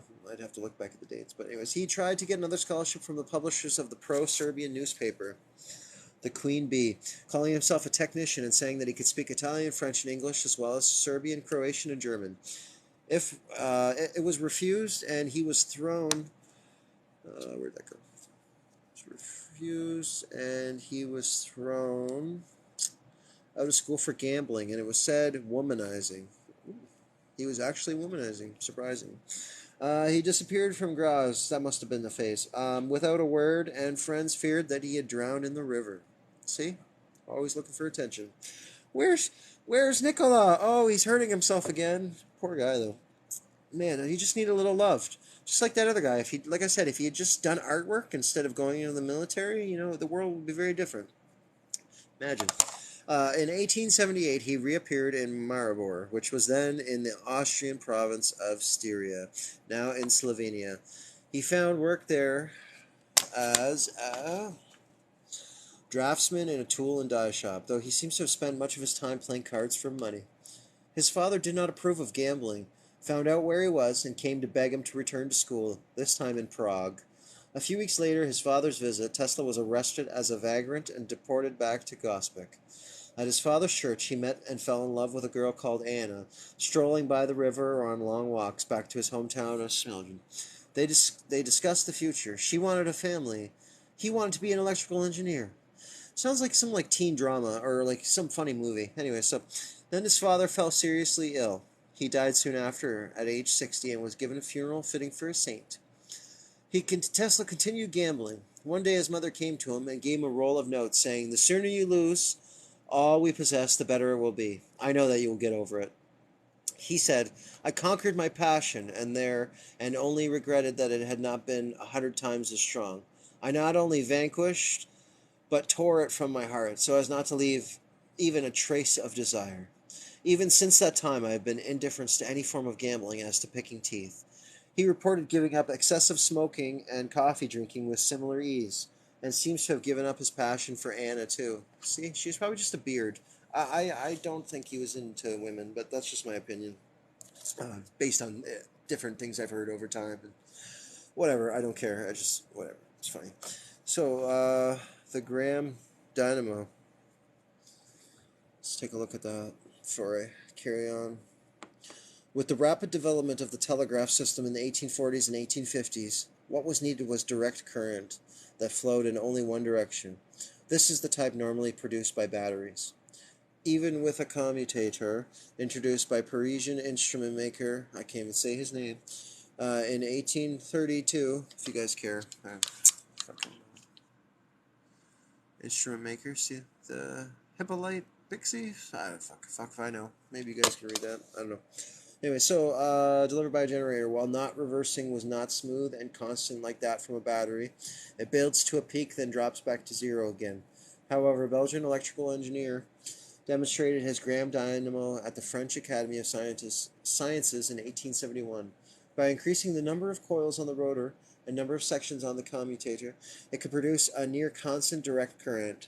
Shown at the International Exhibition in Vienna, 1 Graham dynamo was connected to another one which acted as a motor. Until then, motors had only been powered by expensive batteries.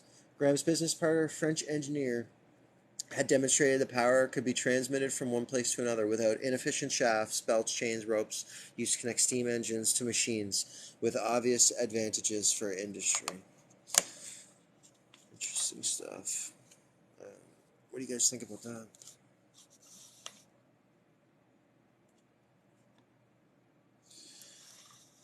Anybody care to comment before I carry on?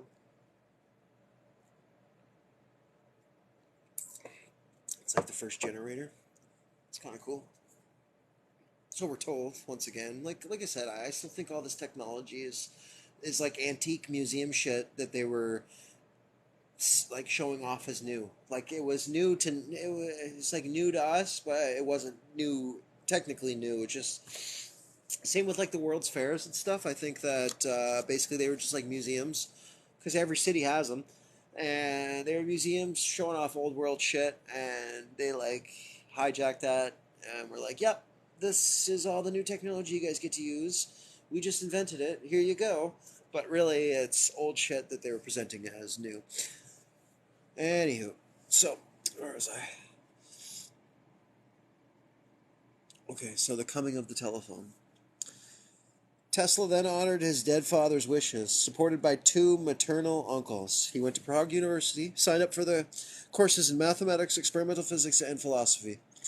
This introduced him to the Scottish philosopher David Hume, and the idea that human beings were born a blank slate that was shaped through life by sensory perceptions. Ideas that would come into play when he later worked on robotics.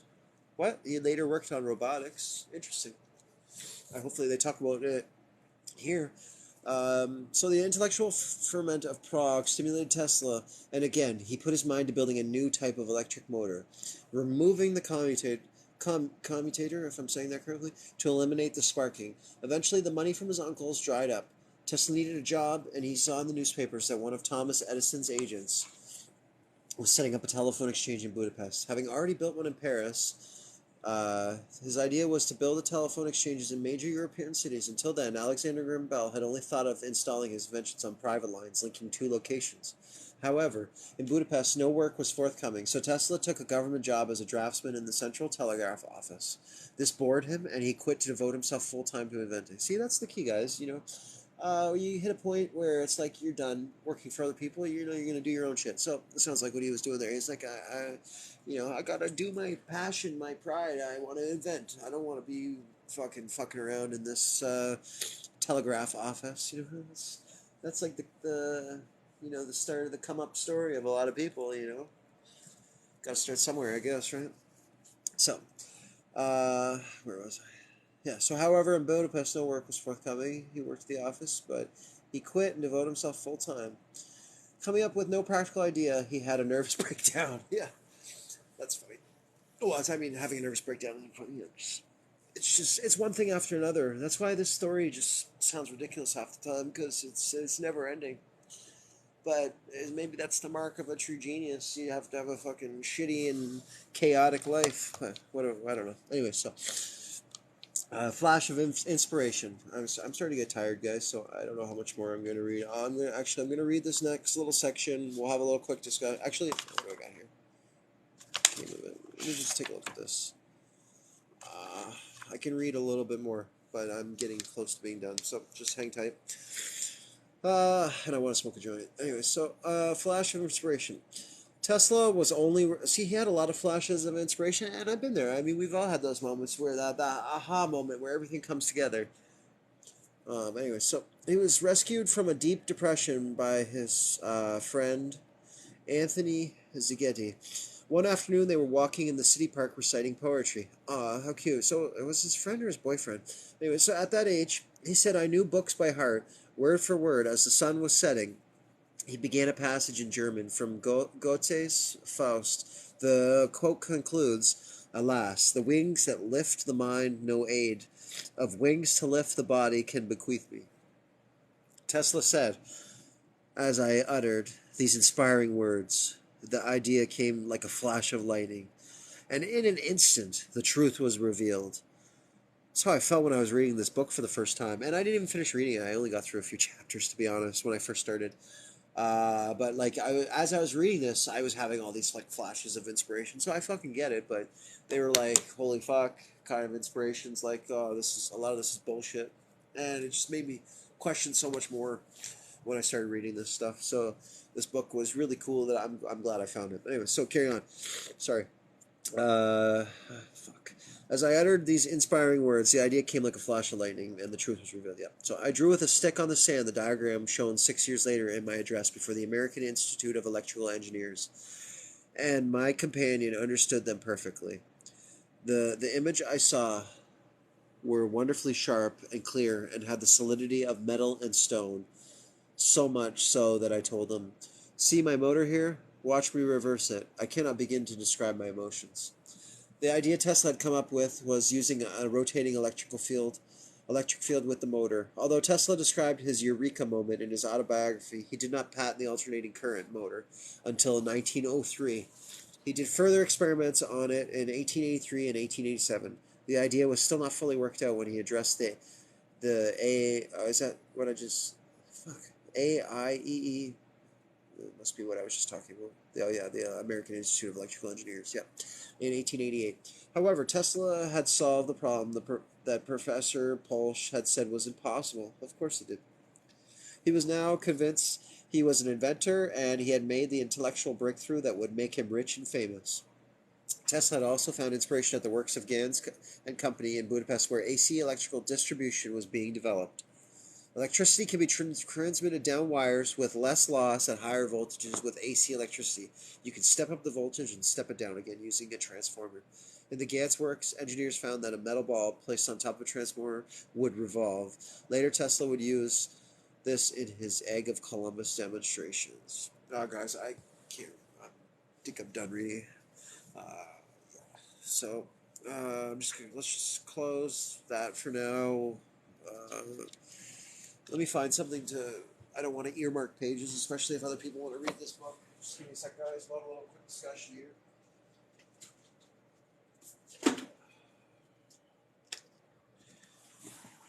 Alright. So,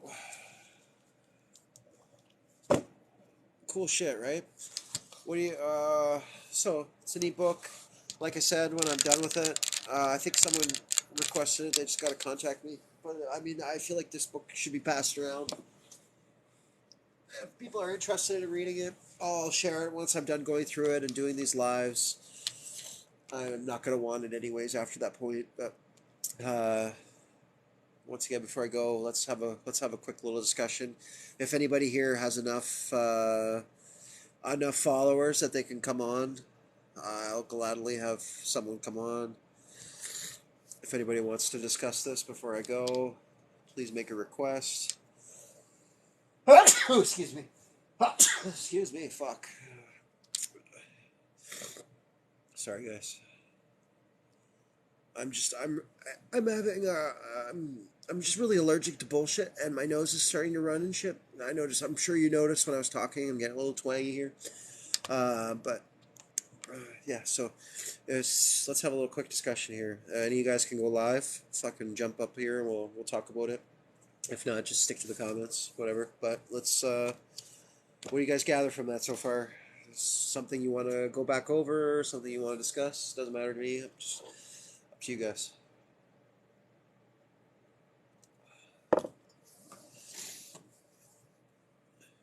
Hi, Brian. Who's here? There's only a couple people here. It's pretty quiet. None of you guys have enough to go live? Come on.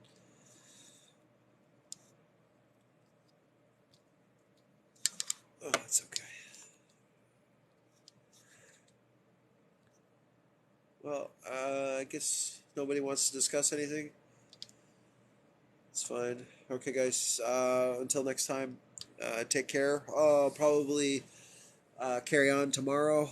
So if you guys want to watch, hit it up. I might try to do it a bit earlier. This was like a last minute thing. I was like, shit, I'm gonna be reading this. I might as well get other people to read it with me. So we'll we'll read this together, and I'll post the whole thing up at some point in time on YouTube or whatever if you ever want to go back and listen to it. So, anyways, guys, that's it for tonight. Chapter 1, whatever. Continue on with Chapter 2 tomorrow evening. So,